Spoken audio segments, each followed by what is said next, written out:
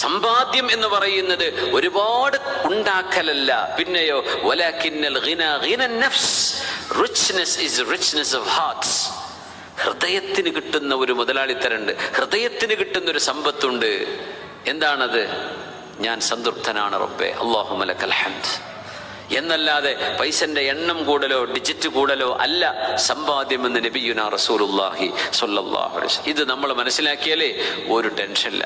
നമുക്ക് വെറുതെ തോന്നും, ഞാൻ ഓനൊക്കെ ഒപ്പം പഠിച്ച ആൾക്കാരല്ലേ, അന്ന് ടീച്ചറിൽ നിന്ന് എത്ര അടിയ ഓന് കിട്ടിയത്, ഞാൻ മുമ്പിലത്തെ ബെഞ്ചിൽ നിന്ന് പാസ്സായ ആളല്ലേ, എന്നിട്ട് എനിക്കിപ്പോ എന്താ ഉണ്ടായത്, ഓനൊക്കെ എവിടെ എത്തി? ആയിക്കോട്ടെ, ഷാ അല്ലാഹ്, അള്ളാഹു അങ്ങനെ ഉദ്ദേശിച്ചു, അങ്ങനെ നടക്കുന്നു. അവന് നിഅമത്തുണ്ട്, അൽഹംദുലില്ലാഹ്. അവൻ ആരോടും ഗെഞ്ചി നടക്കണതോ യാചിക്കുന്നതോ കാണേണ്ട അവസ്ഥ ഇല്ലല്ലോ, അവൻ രക്ഷപ്പെട്ടില്ലേ, അവനെ നോക്കണ്ടല്ലോ, അൽഹംദുലില്ലാഹ്, നമുക്ക് ബാക്കിയുള്ള ആൾക്കാരെ നോക്കാമല്ലോ. അങ്ങനെയല്ലേ നമ്മൾ ചിന്തിക്കേണ്ടത്. ഒരാൾ രക്ഷപ്പെട്ടു, അൽഹംദുലില്ലാഹ്, രക്ഷപ്പെടട്ടെ. ഒരാൾക്ക് വീടായി, അൽഹംദുലില്ലാഹ്, അവൻ രക്ഷപ്പെട്ടില്ലേ.